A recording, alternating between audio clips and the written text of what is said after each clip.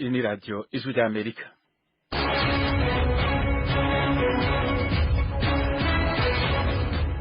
Radiyo ijwi ry'Amerika isamiranira Washington DC mu Kirundi no mu Kinyarwanda. Mu Burundi muyumvira ku mirongo migufi ya short wave ku metero 19 na 22, mu Rwanda mutwumvira kuri FM 104 n'ibice bitatu. Kaze mu makuru yo kuri no mugoroba mugiye gushikizwa na jewe Niyongabo Fidel. Mu Burundi urwego rwa leta CNC rucungera ingene ibinyamakuru n'amaradiyo bikora rubandanya ibiganiro ku ifungurwa rya radiyo ijwi ry'Amerika. Radiyo iyo wanayo izova kwihano uko ibiganiro birabandanya. Tubabwiye rero uko ibiganiro bimeze naho bigeze uhakumenga twafashe ingingo cyane ko hava dusanga twarengereye hamwe n'amabanga hataragera. Uwo ni Vestine Nahimana arongoye urwego CNC. Perezida Paul Kagame w'u Rwanda ari mu rugendo rw'iminsi 3 mu gihugu ca Jamaica, ejo yashikirijwe ijambo inama nshingamateka y'ico gihugu.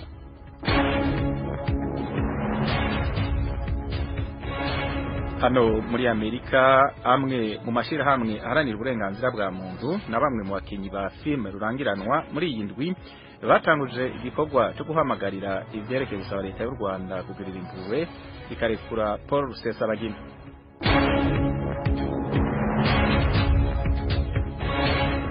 Leta ya Afrika y'Epfo yasohoye ingingo y'amafaranga yihutirwa yo kugarukira abarokotse imyuzure.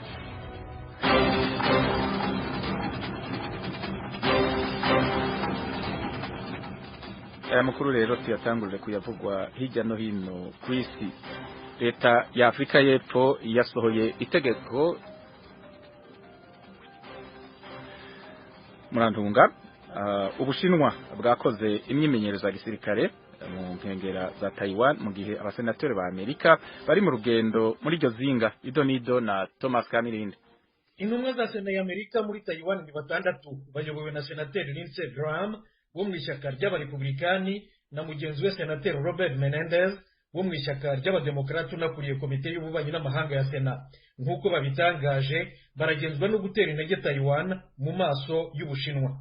Bityo mu kiganiro cyihariye bagiranye n'umukuru w'igihugu cya Taiwan umutegarugori Tsai Ing-wen, senateri Graham yavuze ko intambara yo muri Ukraine n'ubushotoranyi bw'Ubushinwa byatumye abaturage ba leta zunze ubumwe za Amerika bumva ko ari umwe. Ati gutatira Taiwan ni ugutatira demokrasi n'ubwigenge. Naho senateri Menendez yavuze ko umutekano wa Taiwan ari umutekano w'isi yose. Ingendo z'abategetsi ba leta zunze ubumwe za Amerika muri Taiwan buri gihe zitera umujinya Ubushinwa. Muri urwo rwego umuvugizi wa Minisiteri y'Ububanyi n'Amahanga y'Ubushinwa Zhao Lijian yatangaje ko Minisiteri y'Ingabo zabo yakoresheje imyitozo ya gisirikari mu nkengero za Taiwan, ivuga ko ari igisubizo ku bikorwa bya leta zunze ubumwe za Amerika birimo n'uru ruzinduko rw'abasenateri bibangamiye Ubushinwa. Yongeyeho ko Ubushinwa buzakomeza gukora ibishoboka byose kugira ngo burengere ubusugire bw'ubutaka bwabwo bwose. Ubushinwa buvuga ko Taiwan ari intara yabo, niyo mpamvu budashaka na gato ko igirana umubano, ubutwererane n'ubuhahirane n'amahanga. Ku rundi ruhande, Perezida Joe Biden yatangaje mu kwezi kwa 10 gushize ko Amerika ishobora kurwanirira Taiwan bibaye ngombwa. Yaravuze ati dufite iyo nshingano. Koko rero leta zunze ubumwe za Amerika ifite itegeko rivuga ko igomba gukora ibishoboka byose kugira ngo Taiwan ibashe kwirengera. Urakoze Thomas kuri iyo nkuru.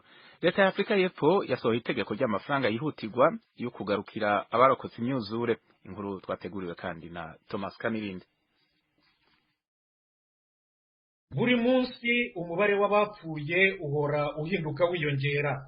Televiziyo ya leta SABC yatangaje ko uyu munsi bamaze kugera kuri 395, naho abasigaye iheruheru bararenga 40,700. Ibikorwa remezo byarangiritse cyane. Abaturage bamwe na bamwe ntibafite amashanyarazi n'amazi kuva ku wa mbere. Imihanda yaracitse n'icyambu cya Durban cya mbere gikomeye muri Afrika yo hepfo y'ubutayu bwa Sahara cyarononekaye cyane. Ibyangiritse byose bifite agaciro k'amamiliyari y'amarand, ifaranga rikoreshwa muri Afrika y'Epfo. Minisitiri w'imari ya leta Enoch Gondongwana yatangaje ko guverinoma yasohoye miliyari y'amarand, ni ukuvuga ko angana n'amadolari miliyoni 68,300 yo kugoboka byihutirwa aka kanya. Yasobanuye ko ari intangiriro, avuga ko nandi azakurikiraho.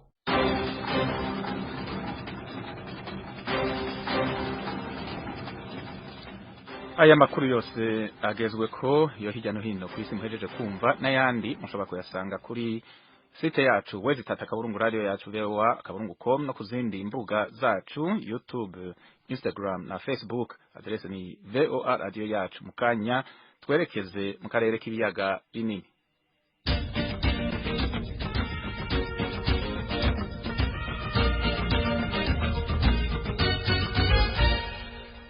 Amakuru yo mu karere k'ibiyaga binini tuyahere mu Burundi aho urwego sense rujejwe gucungera ingene ibinyamakuru bikora gwifuza ko amaradiyo n'ibinyamakuru biheba gukwiragiza ico guhita ibihuha inkuru zica ivutu nizuvuga nabo Burundi ni mu nama ku rwego rwagiranye ni n'abatwara amaradiyo n'ibinyamakuru inkuru dushikirizwa na Pierre Claver niyo nkuru ari Kigali mu Rwanda. Urwego rwa leta sense rucungera ingene bimenyesha amakuru n'amaradiyo bikora ruragabisha abamenyesha amakuru gwita ko bacafuza igihugu ku bwa sense abona bandika canke abavuga ibitagenda neza gusa. Umukuru w'urwego sense yabibwiye abatwara amaradiyo n'ibimenyesha amakuru bikorera mu gihugu mu nama yo kubakebura no kubagabisha yabagirishije kuri uyu wa gatanu. Vestine Nahimana yifuza ko ari kumwe n'abatwara amaradiyo n'ibimenyesha amakuru bafata intumbero imwe kuri ubwo rugamba. Turabire hamwe ibibazo byoba bibuhanze umwuga wo kumenyesha amakuru, mbese nyene tuganirire hamwe icyo twokora kugira ngo ibibazo nkumbure bituma umwuga udatera imbere cyane kive mu nzira. Twishirireho icyo umuntu yokwita urupapuro rw'inzira bivanye n'ibizoba byavuye mu biganiro. Urwego sense rwaboneyeho akaryo ko gutangaza ko ibiganiro kugira ngo iradiyo y'abanyamerika ijwi ry'Amerika yugurugwe bigeze kure inyuma y'imyaka hafi 4 yugawe. Iradiyo BBC yaravuye ku bihano kubera kuko habayeho ibiganiro bitari bike. Iradiyo VOA nayo izova ku bihano kuko ibiganiro birabandanya. Tubabwiye rero uko ibiganiro bimeze naho bigeze uhava umenga twafashe ingingo cyane ko hava dusanga twarengereye kamena amabanga hataragera.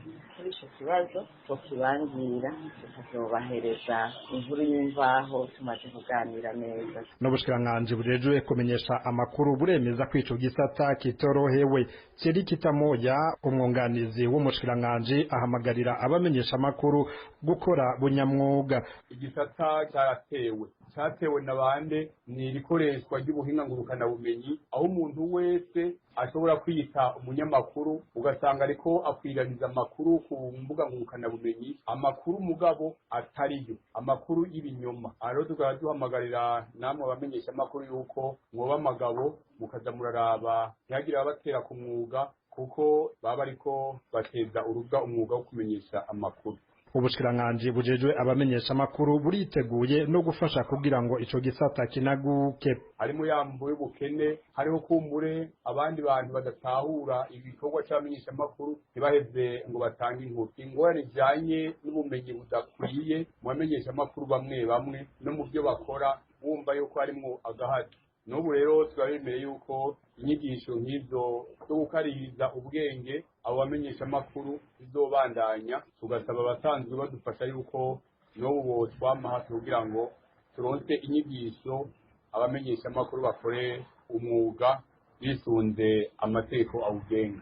Abatwara amaradiyo n'ibimenyesha amakuru nabo nyene baremera ko hakiri agahaze mu maradiyo yabo n'inkuru zandikwa. Biyemeje guterera agacumu k'ubumwe kugira ngo umwuga unaguke. Yamara banasaba leta n'inzego zayo kudasubira kuburabuza abamenyesha amakuru mu kazi kabo. Ikindi basaba nuko inzego zidatanga amakuru zo kwikebuka. Umubonano w'uyu munsi niwo wa mbere umufasoni Vestine Nahimana umuyobozi mukuru mushasha w'urwego sense yagiranye n'abatwara amaradiyo n'ibimenyesha amakuru. Abawitabiriye barenga 60 nka bose baserukira ibimenyesha amakuru vyandika amaradiyo n'amateleviziyo n'ibikorera ku mbuga ngurukana bumenyi biharurwa muri hafi 100 mu gihugu. Pierre Claver niyo nkuru Kigali ku by'ijwi ry'Amerika. Urakoze Pierre Claver kuri iyo nkuru. Perezida Paul Kagame w'u Rwanda ari mu rugendo rw'imisi 3 mu gihugu ca Jamaica. Ejo yashikirije ijambo inama nshinga amateka y'ico gihugu. Thomas Kamirinda aratubwira ibindi kuri urwo rugendo. Umukuru w'igihugu cy'u Rwanda yari yageze i Kingston kuwa gatatu nyuma ya saa sita. Minisitiri w'intebe wa Jamaica Andrew Holness yanditse kuri Twitter ati uru ruzinduko ni intambwe nshyashya mu mubano wacu. Kandi koko Perezida Kagame niwe mukuru w'igihugu cy'u Rwanda wa mbere na mbere usuye Jamaica ku mugaragaro, kandi nta muyobozi wa Jamaica urajya gusura u Rwanda. Ariko biteganijwe ko Minisitiri w'Intebe Holness azajya i Kigali mu kwezi kwa gatandatu gutaha muri Cogama 2022, ni ukuvuga inama y'abakuru b'ibihugu 54 bigize umuryango Commonwealth w'ibihugu bisangiye ururimi rw'icyongereza. Perezida Kagame kandi yagiye i Kingston mu rwego rwo gutangiza Jamaica 60. Ni imihango izamara umwaka wose yo kwizihiza isabukuru y'imyaka 60 y'ubwigenge bwa Jamaica. Mu ijambo yavugiye mu nteko ishinga amategeko ya Jamaica imitwe yombi iteranye, umukuru w'igihugu cy'u Rwanda yavuze ko ari ngombwa kuzirikana koko itariki y'ubwigenge no kwibutsa abakiri bato urugamba abababanjirije baba bararwanye, maze yongeraho ati ubwigenge ni mu mutwe. Perezida Kagame kandi yifuje ko ibihugu bya Afurika n'ibya Karayibe, Jamaica irimo, byagirana umubano ushingiye ku mateka bisangiye kandi ukaba hagati yabyo ubwabyo bwite, bitagombye kunyura mu miryango mpuzamahanga itandukanye bihuriramo. Afurika na Jamaica by'umwihariko basangiye amateka ashingiye ku bantu barenga 600,000 Abongereza bakuye muri Afurika babajyana mu bucakara muri Jamaica. Ababakomokaho nibo bagize muri iki gihe igice kinini cy'abaturage ba Jamaica.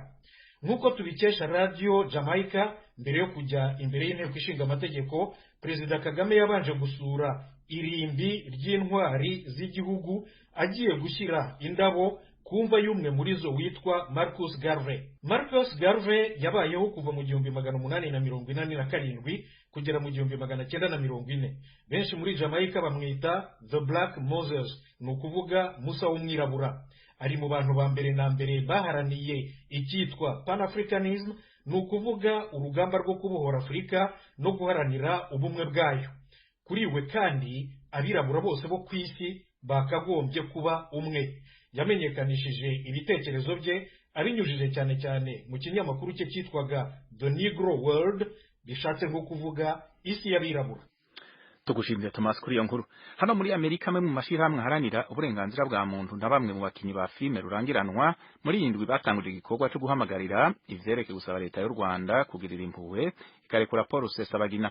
Uyu mugabo aherutse gukatirwa umunyoro w'imyaka 25 na sentare yungururizwamwo imanza y'u Rwanda kubera icyaha cyo kuba umugwi w'iterabwoba. Umenyesha makuru y'ijwi rya Amerika Geoffrey Mutagoma yavuganye na Karine Kanimba, umukobwa wa Paul Rusesabagina, abanza kumubaza uko icyo gikorwa cyo guhamagarira ivyerekeye ifungurwa rya se wiwe cyatanguye.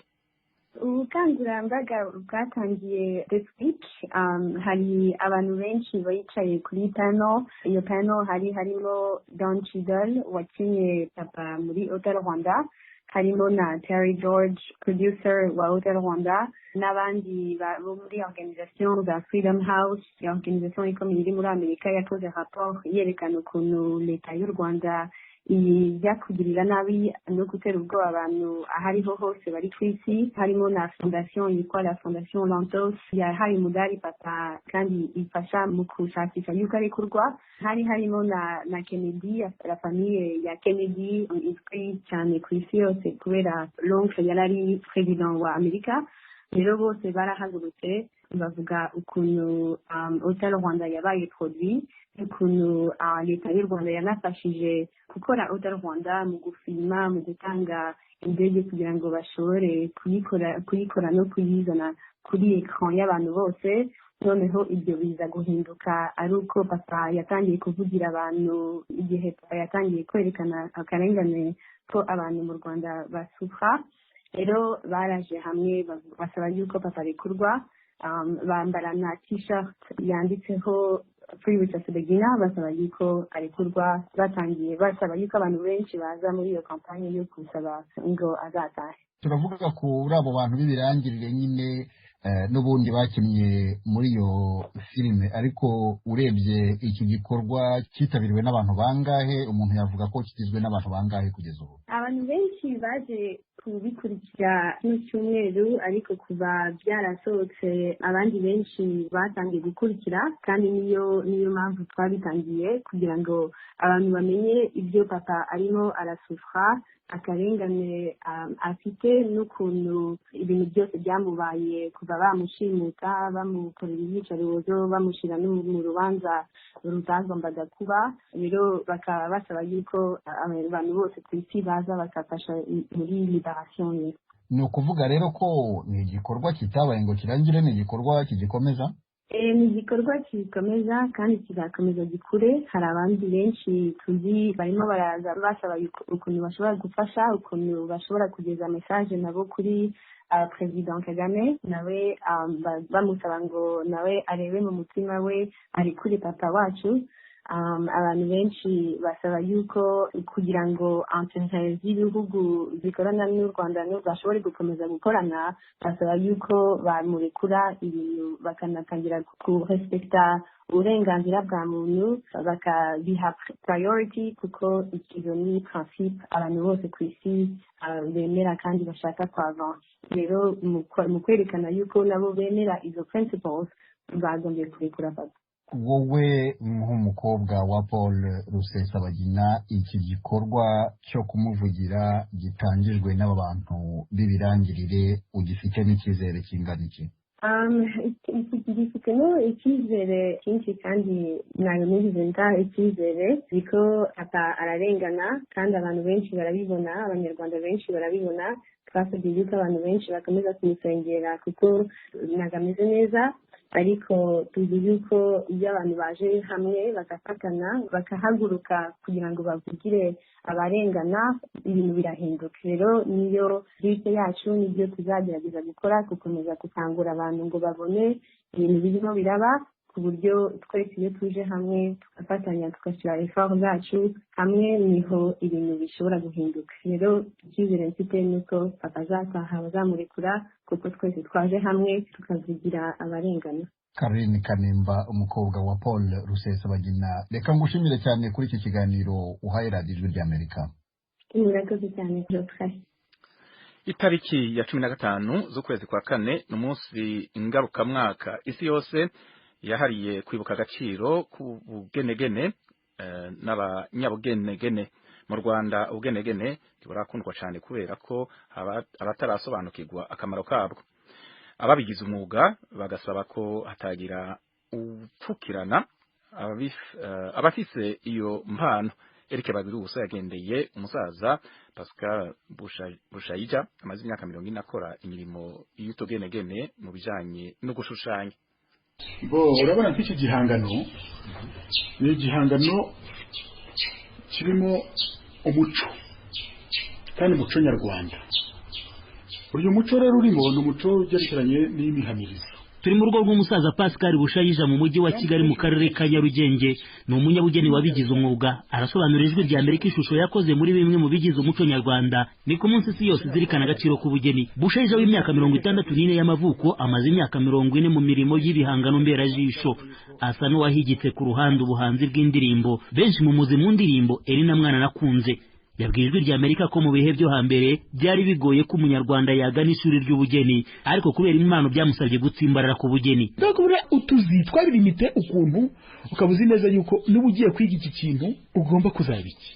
Ubugeni rero byari byije ari ibintu bishyashya. Ese nimba irangiza nzajya gushushanya. Nzajya gushushanyiriza abandi. Ibyo byose ni ibintu byatumaga umuntu atekereza bigatuma n'umubyeyi atabibona muri avenir y'umwana we. Kuko iyo uvuga ngo umwana agiye gushushanya kuko yaravuga ati simbona igiye kuzaba cyo sinjumva. Bushayija avuga ko uko iminsi igenda ishira biboneka ko ubugeni bugenda burushaho gushinga imizi mu muco nyarwanda. Ubu abantu bamaze kuvuga ko bagomba no gutanga none impano y'igihangano. Ubundi bari bazi ko umuntu agomba gutanga impano y'inka iki. None bakumva yuko impano bigomba kwarukira ko utanga inka. Baza kumenya yuko rwose muri ubwo buryo bw'ibihangano umuntu ashobora gutanga impano kandi ikazashimisha umuntu n'ubuzima bwe bwose. Umunyabugeni Bushayija avuga ko ari muri bake mu batumye ubugeni burushaho kwamamara mu Rwanda. Mu myaka maze muri uyu murimo biragoye ko yarondora ibyiza yawuboneyemo ngo abirangize, ariko hari ibyo yumvikanisha ko birushaho kumutera ishema. Iyo ndeba nkabona nka perezida w'igihugu cyacu yabona abashyitsi baje ajya gutanga agatanga kado ya tabu nakoze ubwanjye bantu babishimishije bakagitanga kandi gitanzwe mu rwego rw'igihugu avuga nti byibura ibi bintu birashimishije ku buryo mba mbona yuko ibintu byanjye byo mba nakoze biba byahawe agaciro ujya kubona akabona nkanicaye nkanga hano mu rugo nkabona ambasaderi w'ubwongereza araje hano mu gipangu cyo ashaka kadari butahane wabuzwa n'igihugu kwishima koko. Nyuma yo kwigira gushushanya mu ishuri ry'ubugeni ryo ku Nyundo ku Gisenyi, Bushayija yanaryigishijemo imyaka 11. Yabwiye Ijwi rya Amerika ko bakiri ku ntebe y'ishuri atazibagirwa mugenzi we wigaga mu mwaka wa 4, umwaka umwe imbere ya Bushayija, wahawe ikiraka cyo gushushanya uruganda rw'icyayi rwa Murindi mu byumweru 2 bakamwishyura amafaranga 60,060 mu 1979. Ni amafaranga ku bwa Bushayija akeka ko mu gihe cyabo minisitiri mu Rwanda yashoboraga kuyahembwa bigoranye. Kubireba Bushayija ubwe mu mwaka w'1985 mu myaka 2 atangiye akazi, yibuka ko ubwo yigishaga ku Nyundo yaguze ipikipiki yo mu bwoko bwa Suzuki inshyashya ku mafaranga 120,000, ibitarashobokaga gukorwa n'umuntu ubonetse wese. Kuri ubu witegereje Bushayija aracyafite ingufu mu murimo we. Akuganiriye ku murimo we nta gushidikanya ko atapfa kwemera akazi kamuhemba buri kwezi. Urugero yahaye Ijwi rya Amerika ni ishusho yakoreye imwe mu mahoteli yo muri Kigali mu gihe kitagera mu kwezi bakamwishyura miliyoni 10 z'amafaranga. Hari ibyamubayeho muri aka kazi afata nk'inzozi atari yarigeze arota mu buzima bwe.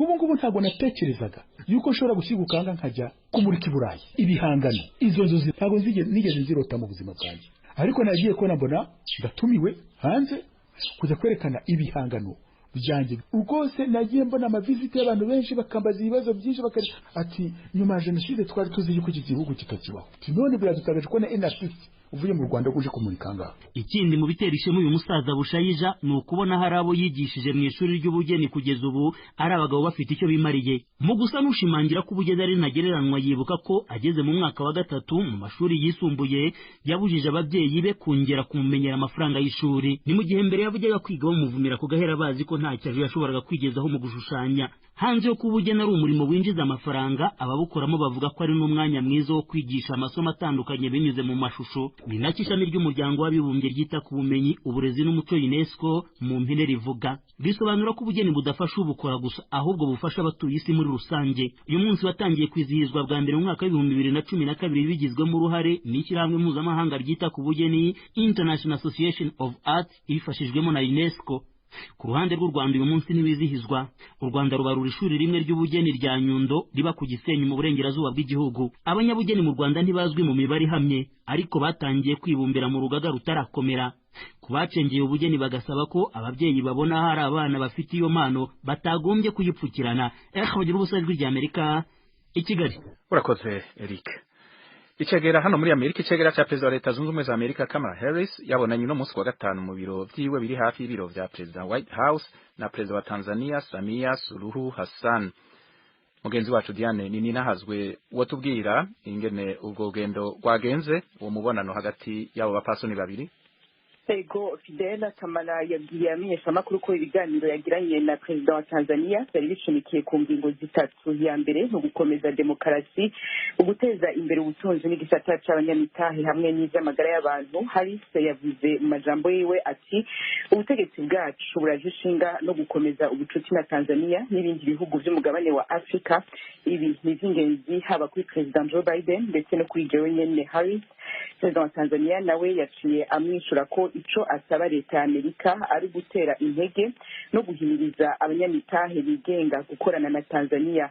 President wa Tanzania kuva afata ubutegetsi mu kwa 3 ko mwaka uheze, turutsa ko yagiye arashimangira ko yifuza yuko politike mpuzamakungu ya Tanzania yuguruka gutyo ikaresha abanyamitahe mva makungu. Ni muri iyo ntumbero mu kiringo amaze ku butegetsi yakoze zimwe mu ngendo zirimo izamuhuje n'abategetsi b'Ubushinwa, Ubwongereza, Ubirigi n'Uburusiya.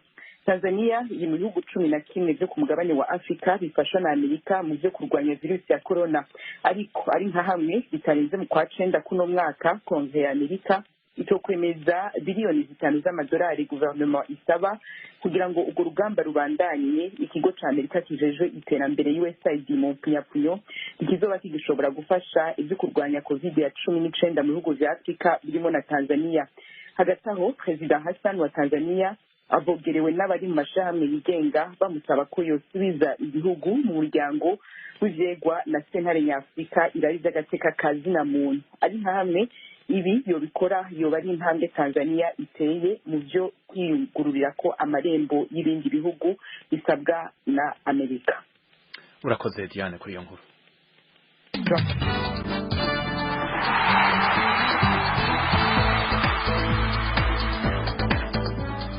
Nkuko mumaze kubimenyera kira munsi wa gatanu turashikiza amakuru y'inkino. Championa y'umupira w'amaguru ku rwego rwa division ya mbere mu Rwanda igeze ku munsi wa 23 ekipe ya Gisozi United imaze gutsinda Kiyovu Sport. Ibindi kuri izo nkino tubibaze umumenyesha makuru wacu w'inkino Jean-Claude Munyandinda ari Kigali mu Rwanda. Mu mupira w'amaguru shampiyona y'icyiciro cya mbere irakomeza mu mpera z'iki cyumweru nyuma y'ibyumweru bibiri yari imaze yarasubitswe. Imikino igeze ku munsi wa 23 uyu munsi wa gatanu habaye imikino itatu kuri stade ya Kigali Nyamirambo. Mu mukino watangiye saa 6 n'igice ikipe ya Police FC yatsinze Musanze FC igitego kimwe ku busa. Nyuma y'uyu mukino nanone kuri stade ya Kigali Nyamirambo hakurikiyeho umukino wahuje Gasogi United na Kiyovu Sport. Uyu mukino warangiye Gasogi United itsinze Kiyovu Sport ibitego 2 ku busa. Kuri stade Muganda i Rubavu ikipe ya Rutsiro FC yatsinze Etoile de l'Est igitego kimwe ku busa. Ejo kwa gatandatu nabwo hazaba imikino itatu kuri stade ya Kigali Nyamirambo. Ikipe ya Gorilla FC izahura na Rayon Sport.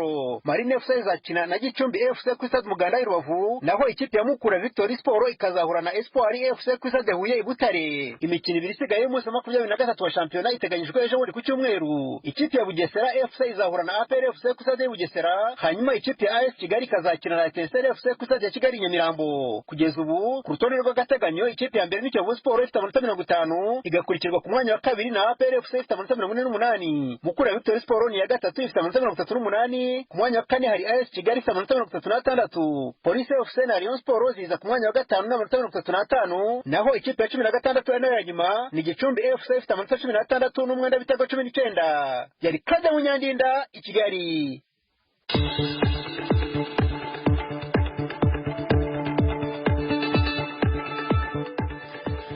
Imbere yuko dusezerana mu biganiro n'amakuru twari tubafitiye kuri iyi saha dusubire tubibutse ingingo nkuru zari ziyagize. Twababwiye ko Perezida Paul Kagame w'u Rwanda ari mu rugendo rw'iminsi 3 mu gihugu ca Jamaica. Ejo akaba yashikirije ijambo inama nshingamateka y'ico gihugu.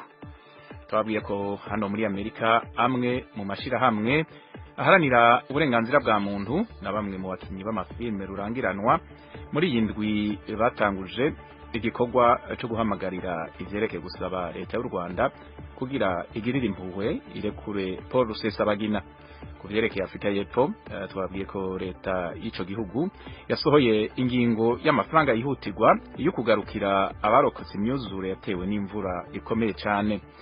Twabwiye kandi ko icegera ca Perezida wa Leta Zunze Ubumwe za Amerika Kamala Harris yabonanye uno munsi wa gatanu mu biro vyiwe biri hafi y'ibiro vya Perezida wa Amerika Maison Blanche White House mu Congereza na Perezida wa Tanzania Samia Suluhu Hassan. Abo bategetsi bombi bakaba baragize amateka mu kuba arabategetsi b'igitsina gore, bakaba bahuye uno munsi i Washington DC. Ubushinwa bwakoze imyimenyerezo ya gisirikare ku nkengera za Taiwan mu gihe abasenateri ba Amerika bari mu rugendo muri iryo zinga. Tongeye tubamenyesha ko kubijanye n'utugenegene itariki ya 15 y'ukwezi kwa kane ari umunsi ngaruka mwaka isi yose yahariye kwibuka agaciro k'utugenegene n'abanya tugenegene. Mu Rwanda ubugenegene ukaba utarakundwa cyane, ivyo kubera hari abatarasobanukirwa akamaro kabwo. Abagize umwuga bagasaba ko hatogira upfukirana abafise iyo mpano. Naho kubijanye n'inkino uko twari tujeje kubibabwira nuko shampiyona y'umupira w'amaguru kuri rwego rwa division ya mbere mu Rwanda igeze ku munsi wa 23. Inshuti rero mwakurikiranye amakuru n'ibiganiro twaje bafitiye kuri isaha niho bigarukiye kuri radio y'Ijwi Amerika. Mugire ibihe byiza, mugire na weekend nziza, mubandanya kumviriza ibiganiro byacu by'iminsi yose mu Kirundi no mu Kinyarwanda kuri radio yanyu Ijwi Amerika mu kurindira. Mugire ibihe byiza.